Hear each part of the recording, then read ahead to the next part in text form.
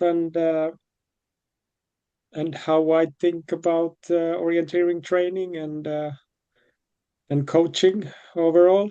Um, First of all, I'd like to say it's an honor to take over as the head coach for the Austrian elite orienteering team, and I'm really looking forward to giving advice to this young potential group of athletes that we have in the national team. And it'll be a process of growing for not only the athletes but also for me to give guidance and try to assist the athletes where I can. But of course, a big part of the training is not done when I'm there with the athletes, but it's with individual coaches, athlete pairs that the big chunk of the work is done, and the stuff the way I see about training and training philosophy is not the law by no means, but most athlete trainings coaching partners, they have an idea of what works for their athletes, and the things I'm showing should only be seen as guidance to maybe help if something needs to be switched around a bit in the daily training at home. And yeah, throughout the presentation, you're welcome to ask questions, and I'll try to ask them either right away then or, if more appropriate, later in my presentation. Uh, Here's a little bit about the background or the contents, what I'll be telling. We can discuss about the physical needs for WOC 2026, but the other stuff before that is personal background. I'll tell a little bit about myself, quite long about my training philosophy, what I believe in, and how I think an orienteer should train optimally to become successful internationally, and a bit about my coaching philosophy, how what are my core values and such in coaching, and we'll end up with questions in the end. So yeah, my background is from an orienteering family, which is quite common, especially in orienteering in Nordic countries, and as I understand, that's also quite typical for Austria. So I was the youngest of four siblings, and all my elder two sisters and one brother were orienteering. My brother was the most successful, winning a jaywalk gold, and also one of my sisters has been in the senior national team for Finland, as well as my big brother then. So it was always a clear example for me how to do orienteering, and I always had somebody to look up to, even within my own family. Maybe what was typical then when I was growing up was I was not always taking the expected choice for an orienteer. So uh, I did probably more running competitions as a youngster than most of my orienteering friends did. Um, and I was always the one who was, yeah, running more than the others, running around and also racing in running. I was quite early in getting my first senior medal in orienteering.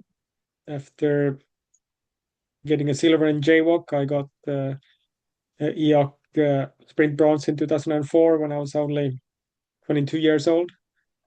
Um, After that, I was studying with a cross country scholarship in the USA for 4 years, uh, which was not the common choice for orienteers.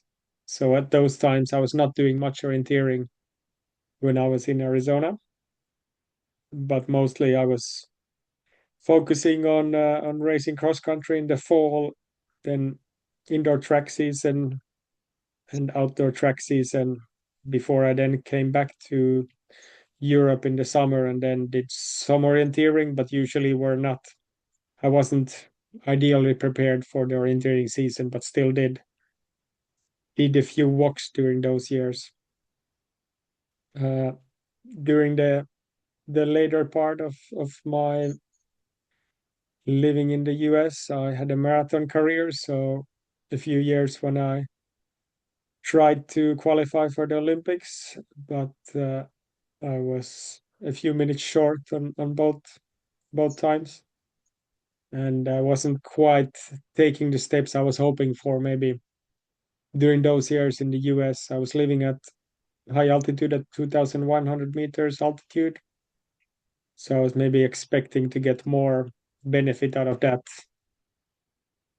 But perhaps we were staying too long periods at a time when we were living at high altitude and not just going there on training camps and then come back to sea level and recover. But we were there for from August until the end of the academic year in the end of May the following year. Then I returned to orienteering in 2012 after having lived a year on Zanzibar. Then that was my last year of the marathon career. And in 2012, I had problems with my Achilles tendons, so I had surgeries on both legs. So it was quite a short gap until my home walk was coming up in northern Finland. But I made all the right choices and could see progression in early 2013 and could then win world championships at home ground in the sprint distance in 2013. And that's clearly the highlight of my individual orienteering career. After that, we moved to Sweden in 2014 and represented IFK Lidingö until this year and had many great success with relay teams there. And I guess I was fourth at WOC in 2015, which was my second best individual result during those years living in Sweden. And while living there and representing the club, I was also coaching the club in the last 2 or 3 years. Uh, so I had responsibility of the daily training in the club, which is, I'd say, one of the most active clubs in Swedish orienteering. Um, and I guess for me, always had an academic career and the family focus alongside sport. So it was never only about being a professional orienteer, but for me, both when studying in the US and when studying in Finland and getting a master's degree in Finland in geoinformatics, sport and academics went side by side. Yeah, that's shortly who I am, who I'm identified in orienteering.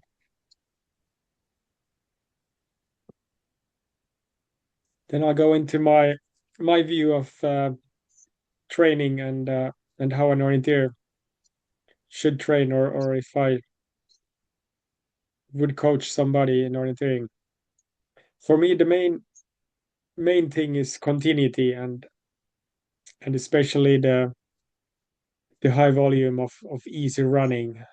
The percentage, 80 to 90%, could be discussed if has to be that much. And this 80 to 90% of low intensity training, it's not only running. I think it could include many types of movements, not only running. And the big training in these lower intensity zones, it's focuses on building the aerobic engine, and you're not pushing every run. You should feel like you could run more after the majority of these runs.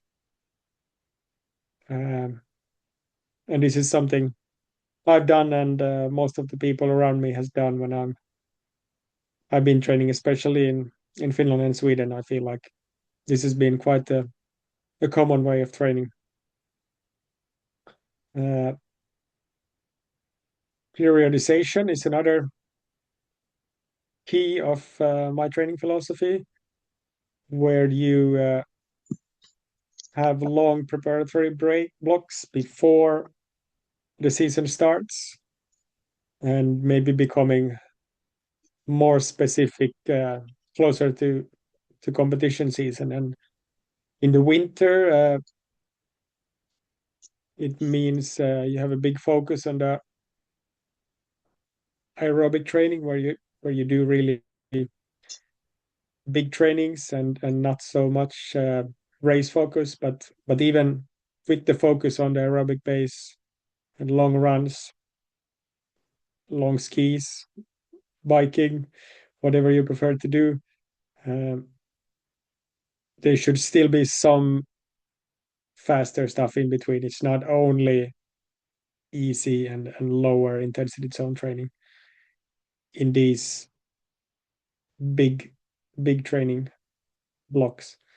Uh, and for orienteers, I think it's important when we have a orienteering season, which usually starts somewhere in April, for real May.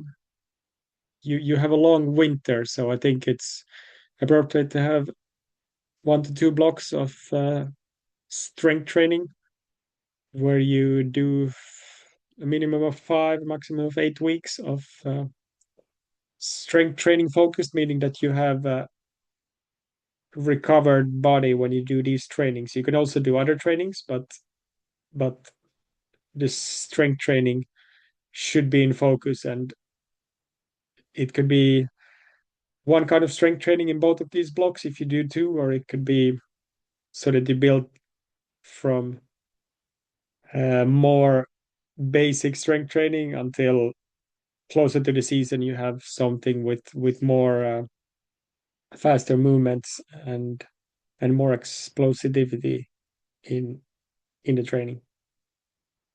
Any questions about these two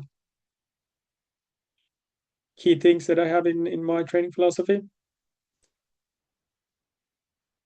And Bindi, you keep look up for any questions that come up in text somewhere. Yes, we do that so far. Yeah, good, good. We like to Uh, listen. yeah, I noticed that, but you're welcome to ask questions if you have any. Uh, then what I think is important, I continue with consistency in my second slide about training philosophy. So you should strive to do many good sessions instead of having very hard ones where you can um, have chances of injury or reaching too high if you do too many hard ones. So rather, we do many good sessions, and we don't want to be too tired to train tomorrow. So you should be able to train every day and not do sessions where you are totally killed after the session. So instead, regularity for maximum intensity. And this doesn't mean that we don't do anything that's really fast and explosive, but if we do this, it should be short enough that we're recovered for the next day. Uh, a key thing in my training philosophy is high quality long runs. And by long run, I count anything between or from 90 minutes up. If you do, if you're a sprinter per sprinter, then you might not need to do 2 hour long runs. But I think this is still a key thing for, I see that almost as a recovery from the weekly training, that you let your body do a long run on really low intensity. If you want to make it more specific, and if you're aiming at long distance orienteering towards closer to the season, these could also be more specific, that you have some faster sections in between, or towards the end of these, so that you're get used to running fast when you're tired. And I think these should most likely, or I'd like them to be running closer to the season, in the beginning of the season, in the winter months. It could also be done by other means than running. And it should be varying terrain, not just flat roads, but rather hills, ski trails, and even run in the forest. Especially if there's no snow in the forest, you should take advantage of this and get used to your terrain running for orienteering. And why we want them to be so long is so that we teach our body to use fat in an efficient way. And this is only done if the durability is longer than 90 minutes. I really like threshold training, and lately double threshold training has become the fuss in endurance running, especially in the Nordic countries. I think I saw this the first time when some Norwegians and Swedes were doing this in 2001 in the high altitude training camp in Dalström. And then I didn't think it was smart to do 2 threshold trainings in a day, but I think now, if you're monitoring your sessions, so you're sure you're not overreaching, but you stay below 2 millimole in the morning and maybe below 3 millimole of lactate in the evening, then you can keep it controlled enough so that you are recovering from it. You're getting advantage from it, but you're not getting too much fatigue from it. And the purpose of this is to increase your sustainable speed without getting too tired. And this kind of trainings is very repeatable week after week if you keep them controlled. I guess for me, in my career, I often did threshold trainings quite long, and then I don't think it made sense then, or would have made sense to make it double threshold. And I only tried double threshold during the last few years of my active career. But I think this is something that it's worth trying with your athletes if you haven't done so yet. And yeah, if possible, do lactate testing to make sure you stay in control. And maybe in these threshold trainings, it's good to have the intervals, kind of the intensity under control. So the repetitions should be somewhere between 4 to 10 minutes, and the rest then 1 to 3 minutes. Probably if you do 10 minutes of threshold work, then 3 minutes is a good rest in between. And if you do shorter intervals of 4 minutes or 6 minutes, then you could go more to the lower end, 1 minute or 2 minutes of rest in between. And it's good to keep in mind that, especially if it's called threshold training, it's never an all-out effort. Even if it's long, if you would do, let's say, 4 by 10 minutes, it's a quite long training already. It's still, you keep the effort under control in the end, and you should never be totally tired after the last one. I think by doing double threshold training, we can maximize quality without compromising recovery. That's why it's so popular to do these trainings.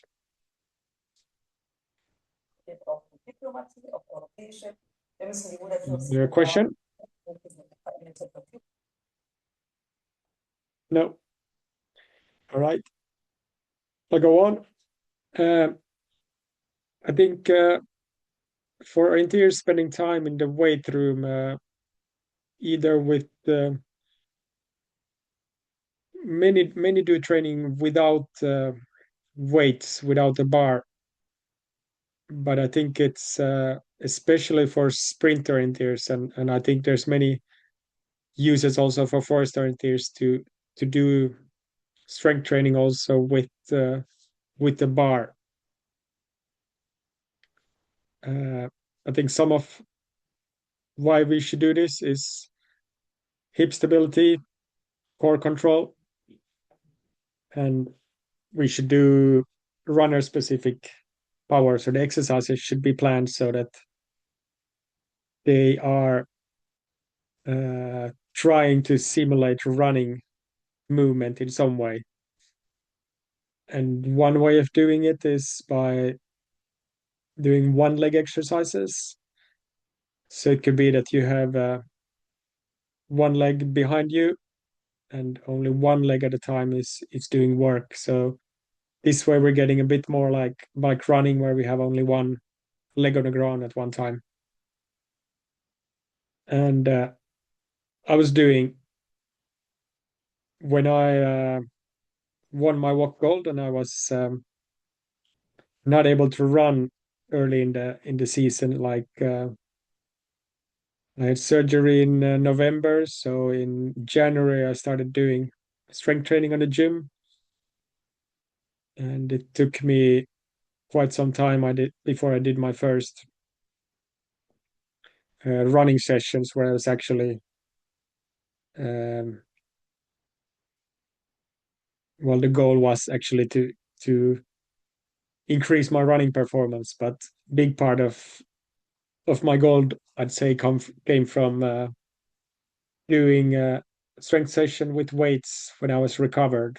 So I was really able to gain from these because I was recovered, and that's important to keep in mind when you want to boost neuromuscular power. Your muscles need to be recovered for that. Strength training done right also improves running economy and coordination and reduces injury risk. And I think this is a really important part why we should do strength training, even if you're a forest orienteer. And something that I've learned by working with some scientists around strength training is that it should be done between 10 and 12 in the morning. Then your hormonal activity in the body is optimal for doing that. And I think that's also good for then when I said before that we should be recovered when doing this kind of training. You usually recovered at that time. You've at least slept during the night, so you recovered from previous day's training. And then this is a good time to do your morning training the day after. And then you can still do another training, which could be running and even a workout, a hard training, the same day after doing a strength training in the morning.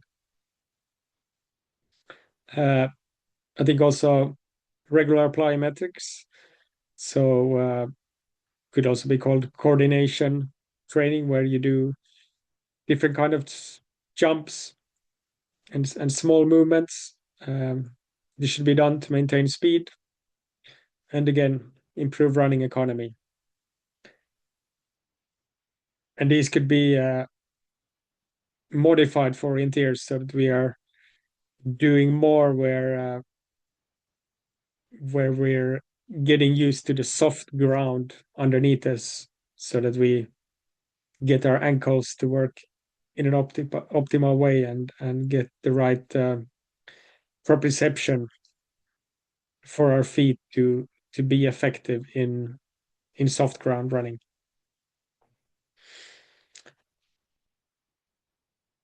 A bit more about training philosophy. I see the numbers on the top are jumping, but I was mentioned before that even in the darkest winter, when if we're doing big weeks with zone 1, zone 2 training, so low intensity, I'd still like to see short strides. So this is something you can do 60 to 100 meters of fast running after training, or max hill sprints is something that I used quite a bit in the last years of my career, where I do about 7 seconds of work in a quite steep uphill, where if you only do 7 seconds, you get energy from ATP and CP. So this is like a different kind of energy system. And if we only do it for 7 seconds, then it's not anaerobic, but it's what comes before anaerobic, this energy system. And this is a way of keeping our neuromuscular system sharp. So even when doing big, slow training weeks, we should keep these shorter things in the weekly schedule so that we don't get slow. We don't want to get slow even if we do much of our training running slowly. I think this is something that is not so typical for orienteers to keep in mind, but something that I learned from some sprint running coaches. So actually those who are somebody who's coaching for somebody to run fast for 60 meters or 100 meters. They taught me quite a bit about how you should utilize this energy system that comes before those that we usually as orienteers and as endurance athletes train. Then one thing that I think is good to keep in mind, if we'd all try to do run 150 or 200 kilometers per week, we'd get injured, or most of our athletes would get injured. So I think cross training is something that especially we as orienteers can really gain from.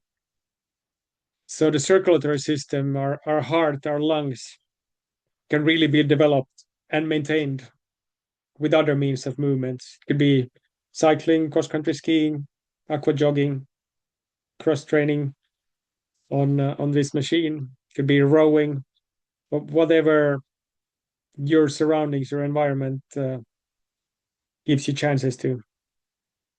I think these varying movement patterns, it reduces injury risk while we can still keep the training hours high. And also, if we do some of the recovery sessions using other means of movement than just running, keeps our nervous system fresh for key sessions, which then should be done running, or even better, orienteering. And then I think maybe closer to races, and you should have higher specificity, so do more running in the forest or in the streets or the trails, but at least more running.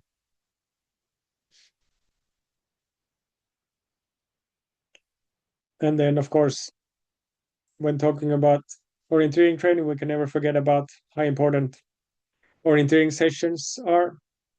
All the ones before have been about the physical training part, but of course also orienteering training in relevant terrains should be mentioned. And in these, it should be clearly communicated to the the athletes, what the objective of the training is. That's something that we can easily be forgotten, that you just give the athletes a map and say good luck. But I think if you have a clear goal in mind and the athlete gets time before the training to deepen into this, to think about it a few minutes before the start, then it's much likely that we get out of the training what we aimed on getting out of it. And then when we're doing orienteering training, I don't think any orienteering training is complete before we analyze the training and really see what were we able to accomplish and what's something that we could get better at. And maybe in the analysis, we could something that I'd like to do. I like to really uh, have the biggest focus on the positive part. What went well? Maybe if we look at the course with 20 controls, maybe we had some small mistakes on three of them. Maybe one that we have a bigger one. So you can spend first maybe 2 minutes on going through what went wrong in the orienteering process for the bigger mistake. But then remember, if you had 20 controls on the course, you might have had 16 legs where and controls where you had a clean performance and nothing really to improve on. So then you should really have focus on those legs and try to break down what did we do well, in what kind of thinking were we doing when we had clean controls and clean control legs. This is something that we easily uh, we get stuck with the negativity and think too much about the mistakes that we made. So yeah, analysis and focus on the positive. Um, as a coach, it should also always be the athlete that is our main player. And as a coach, I think the athletes, they should be able to monitor their own fatigue. That's something that's you can monitor it through some means, by having access to their training files, but it should still be something that and the athletes are the best ones to monitor how they're feeling in their body, how tired are they after certain kind of training, and throughout the week and throughout the training year. And then as a coach, we should be able to adjust the training when needed, and this should be something that's hopefully open between the the personal coaches and the athletes, and also towards the national team coaches, that we can communicate openly.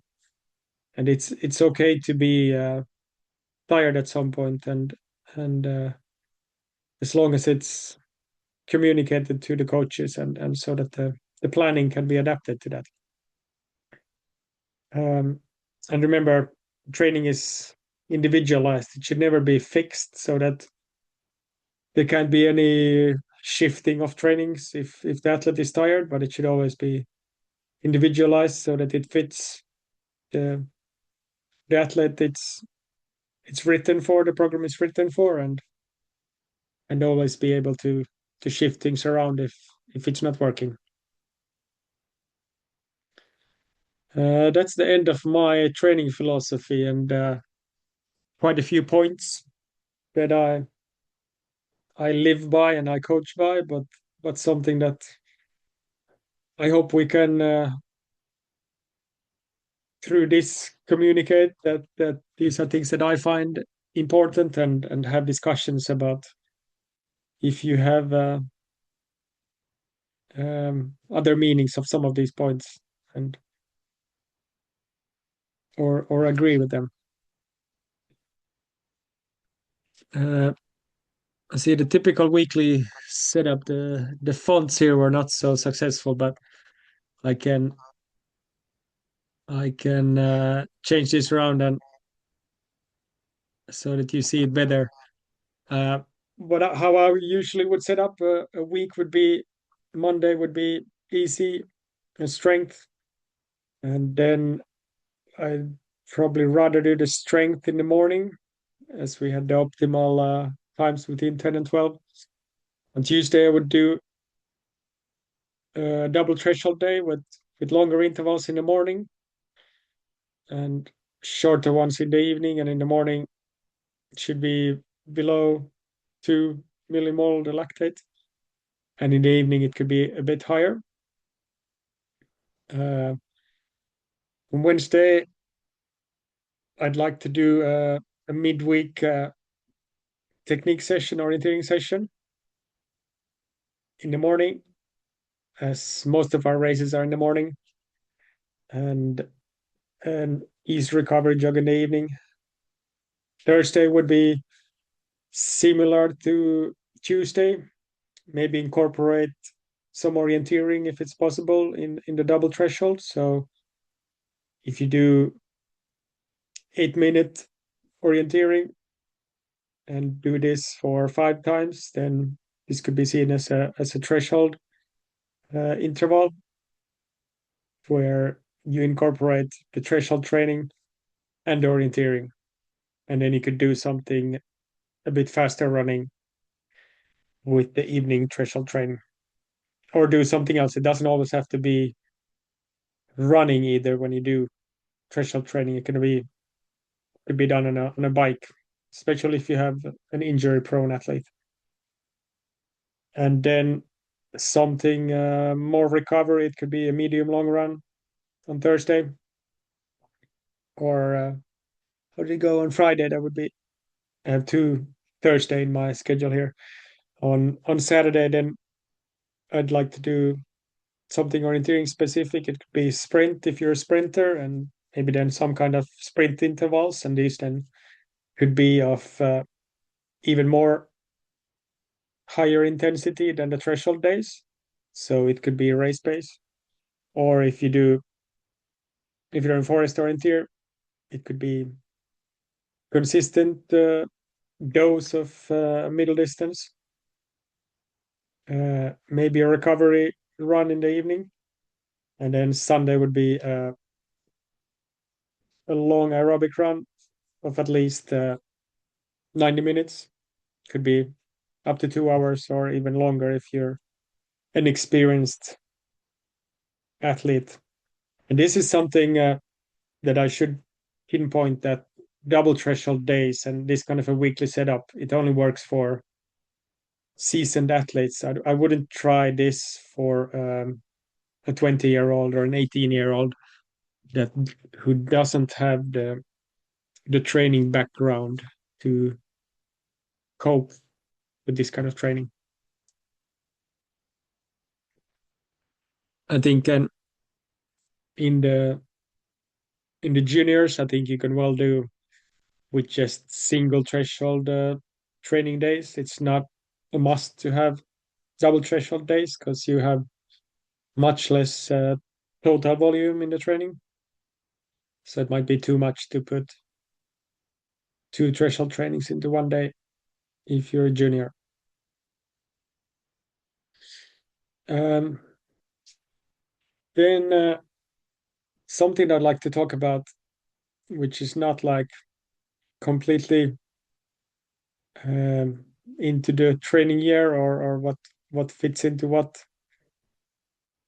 season and such, but race preparation, something that I feel like we as orienteers could really do better at in getting prepared for the race. So in the last maybe hour before the race is what we could think of a race preparation phase.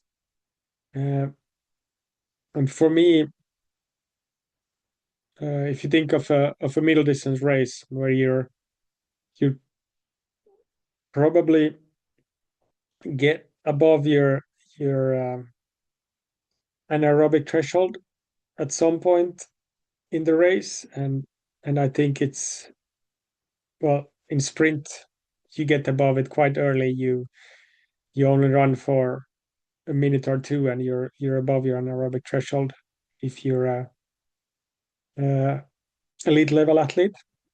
So I think you should really warm up in an appropriate way to get the pathways so that lactate moves in the right way right from the race start. And this also reduces oxygen deficit early in the race if you're already prepared your body to get up to a certain level, and before the clock beeps for your start time. And this, how I'd like to see it done, is anywhere between 2 to 15 minutes of total time in the threshold training zone. And it could be continuous, but it could also be in sets of 1 to 2 minutes. So you could do 3 by 1 minute or 2 by 2 minutes, but have at least at least 2 minutes. But I think 3 minutes, 4 minutes is an appropriate lower limit of being in the threshold zone before the race starts. And I think if you do 4 minutes of threshold work before the start, you will not get tired of this, but it's only a way of getting your body prepared for race pace. And usually for it's not possible to end this right at the start, but usually we have some minutes before where we are standing in a line like in the picture here, or if it's a relay, getting ready, the last preparations to go through to the start, and such that if you stop this 10 minutes before the start time, then you get the advantage of having done this. You won't lose it in the last minutes before the start. Anybody here who has tried anything similar in your race preparation phase for your athletes? You often see athletes running like short sprints of 50 meters to 100 meters before the start, but I think this is even more appropriate way to get your body used to a race, to do continuous work of 2 to up to 15 minutes.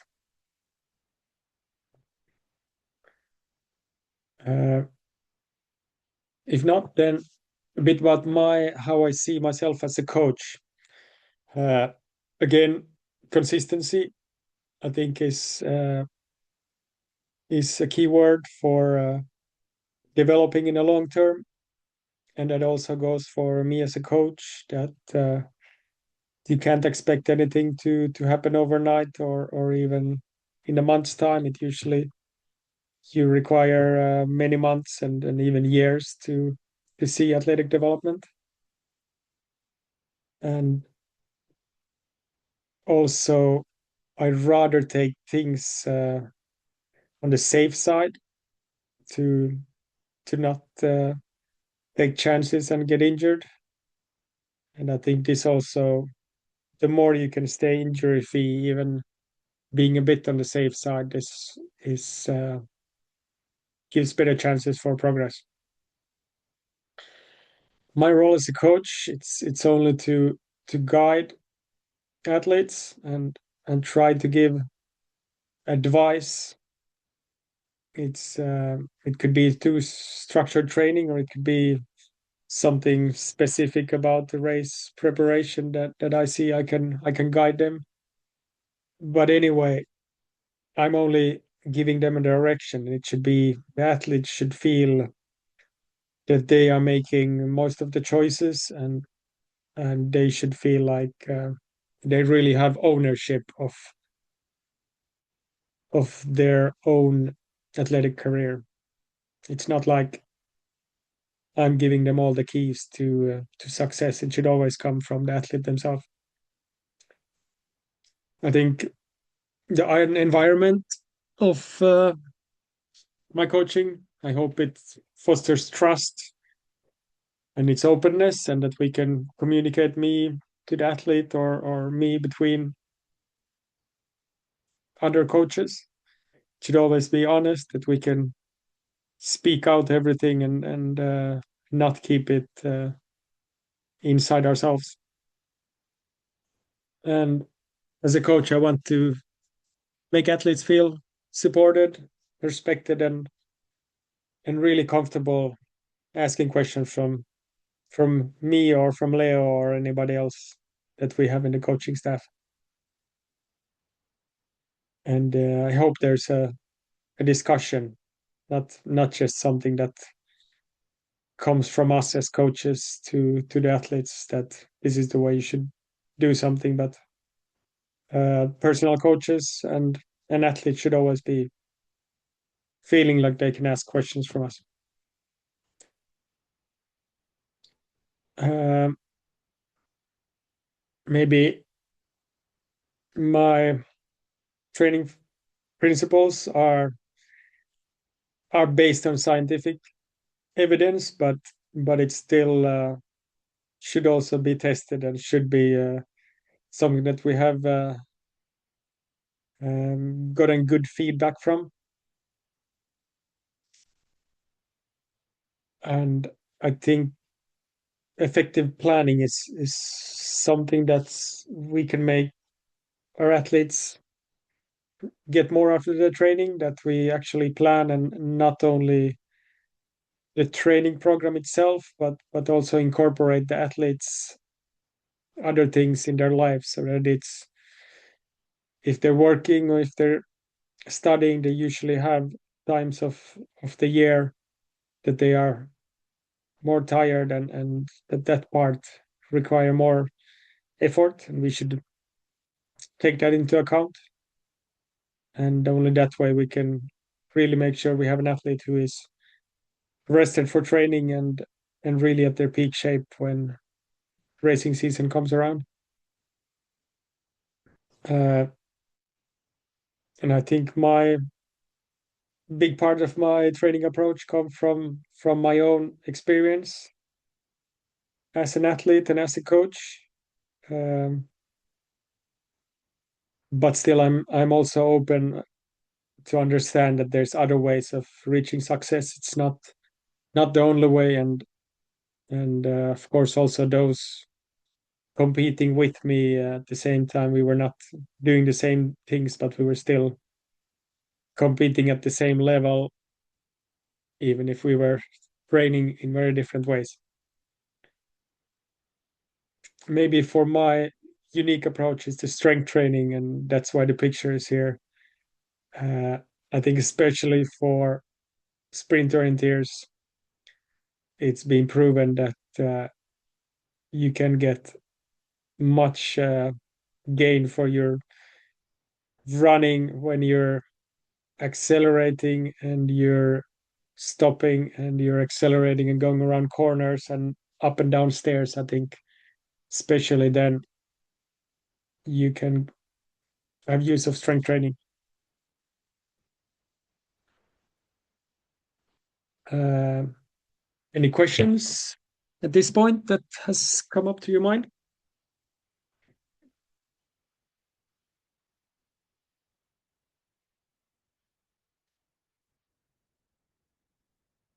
I haven't heard anybody but my own voice for a long time. I hope to hear somebody else.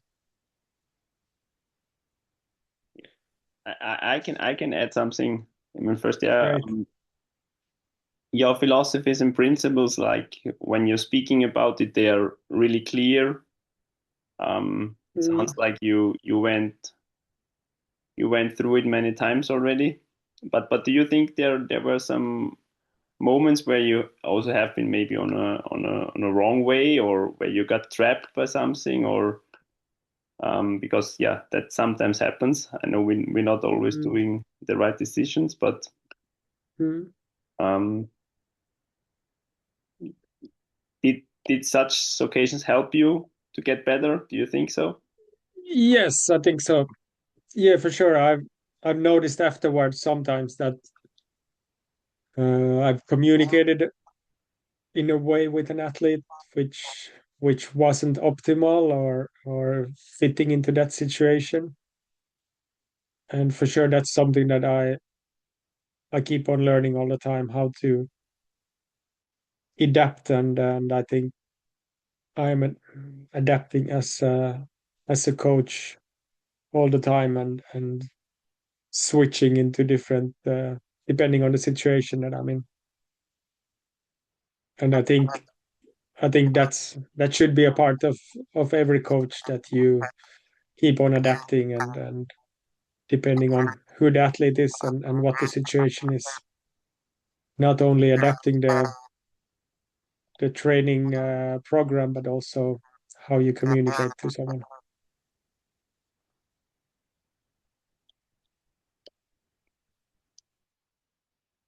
Anybody else? I see where there's 35 of you listening. Maybe some of you are athletes. You're also welcome to speak up if anything about anything you saw and heard.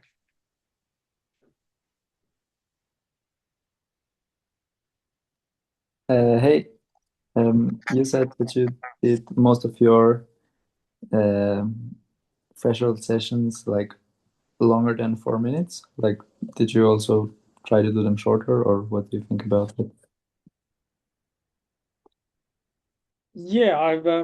I've also done shorter sessions. I think it's more difficult to keep them controlled if I do them shorter. So for my own career, I seldom did shorter ones. But if you do, for example, uphill intervals, in many places it's not possible to find. Now I'm not living in Austria, so 4 minute uphills were difficult to find where I've been living. So yes, I think it's possible to do them shorter, but then you need to be more careful about the total load that you're actually staying within the controlled zone. Okay, thank you. Hello, Morten. Hello, Dominic. Oh, I have a question too. For the hill repetitions, sprint repetitions, how many repetition do you make in one session? Between 5 to 10 or less? yeah. More? No, it was about where was it here? These ones, max hill sprints that you were Yeah, asking about. yeah. Yeah, yeah. I used to do 7 times 7 seconds was my usual formula, and um, this was then done with. I think in these it's important to have really long recovery in between, because the energy system, ATP and CP, which I do not trust fat, phosphate, and CP is another hard word I can't pronounce right now. These only recover after several minutes. So this is something that's important to keep in mind. If you really want to do this training right, you should do 7 seconds of work and then rest for at least 3 minutes. So usually I continued running before I did the next one for 3 minutes, and then I did the next 7 seconds of max. And then yeah, uphill with quite steep percentage, so that you can still keep a good stride, so that it's still running, but you have to actually use the backside of your legs to get up the hill. And yeah, I usually did this in the mornings after a tough interval session. So probably the morning after the toughest interval session of the week is when I would put this into the schedule. And this is a way of kind of stimulating recovery is how I thought of it. Really get your max effort and neuromuscularly really going in that one session. And then I felt like the day after I have done this, I was already recovered from the toughest session of the week, and I this was a way that I kept it into my program because I felt like it really worked for me. Thank you. I think it, yeah, you're welcome. I think it's a quite atypical session for orienteers to do. Not many do this kind of things, but we could do more of it.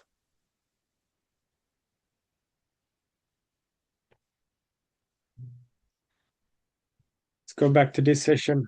Questions? Anybody else? Maybe also one again for the strength Yeah, training. yeah. Do you do the intercoordination intra? I don't know the English word for that. Intramuskuläre Koordination with really heavy weights at the end of the strength training block. How long did that period takes, or if this period exists? Can How much you weights do you lift or repetitions with really heavy weights yeah, before can you? you explain a bit what you meant by this term that you said? Yeah, it's the strength training in, I think I'm more from the cycling side, Hmm? is upwards during the winter to the really heavy weights in the um, at the beginning of the season in March or something.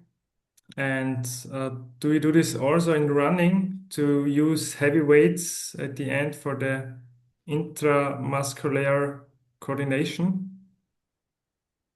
I mean, within a strength training, if you Yeah, do this, um, I'm not familiar with the term, but Yeah, what Dominic means, I think, is a yeah, maximum strength training. maximum strength training. That's the right word. okay, Yeah, yeah, yeah, yeah. I think this is something that internationally the terminology in strength training varies quite a bit, and to define who does what, I think is not so simple. Like you can do the same kind of exercises, the same kind of movement, and you can do them with so many different kinds of variabilities. You can do them how many repetitions do you do? How big is the movement? Uh, how fast is the movement? And then how long is the recovery in between sets? I think these are some variabilities that you can change around quite a bit, and depending on then exactly how you play around with these, strength training could be called one thing or another thing. I think what I have been using most is repetitions somewhere between 10 and 20, and the weights that I use should be something that I can do 3 or 4 sets, and I will not be totally exhausted by the end of it. But what I would more have focus on is that I can actually do the strength training exercise with explosivity, so that it's actually the movement is done really fast, and we're aiming on creating like neuromuscular connections. We're not aiming at increasing body mass, but we're aiming at increasing connections, and this way become more efficient, and hopefully we can see results in this then when we go into the track, and we can run a bit faster and a bit more efficiently.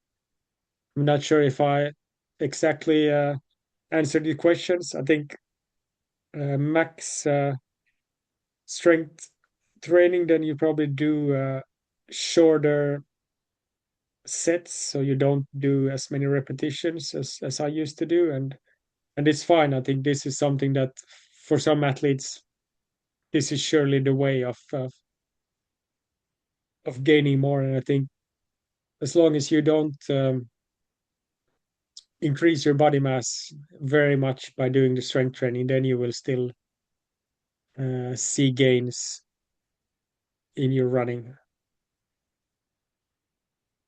Thank you. You're welcome.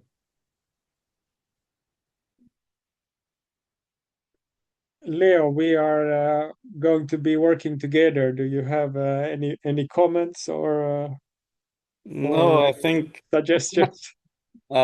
maybe some like terminology we have to discuss. But Yes, I for sure. think in general we agree very much. I wanted to make a heart when you explained the thing about terrain running, but I was too late, and then there was already another topic. The terrain running, yeah, I know.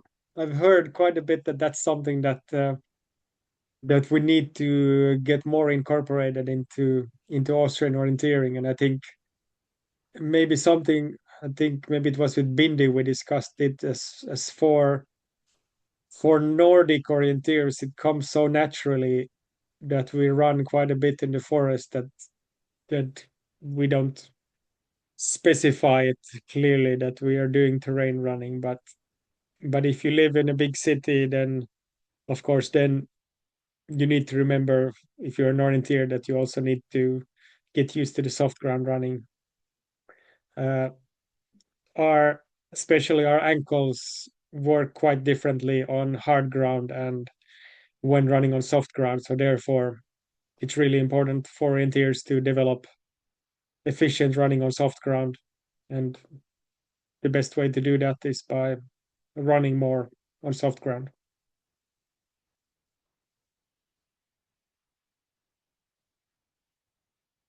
Yeah. Anybody else have any questions for tonight?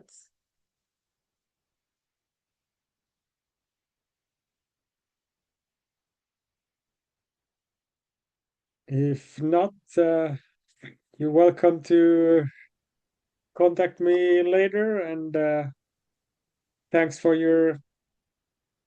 listening through this session of 1 hour. And I hope we can continue the discussion later and work together toward maybe a home walk in Austria, but at least towards some coming championships together. Thanks a lot, Mårten. I'm quite sure you will have lots of many interesting discussions, and I think your words will be welcome to be heard more often. So all the best. Stay healthy. Thank you, man. Very Thanks. much.